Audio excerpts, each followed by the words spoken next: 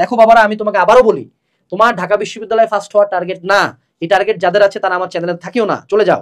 আমি টপ 1% টিচারই না।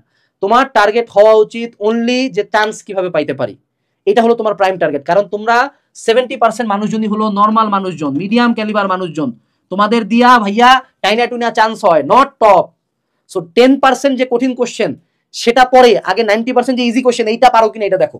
বারবার বলতেছি, তোমাদের একটা বাজে টেন্ডেন্সি, তোমরা কঠিন জিনিস করো। এটা একটা বেসিক হিউম্যান থিং যে অজানা এবং যেগুলোতে রিস্ক বেশি সেগুলোতে মানুষ যেতে চায়। বাট যে কন্ট্রোল করে, যে নফসকে কন্ট্রোল করতে পারে, সেটাই তো সবচেয়ে বড় যুদ্ধ, রাইট?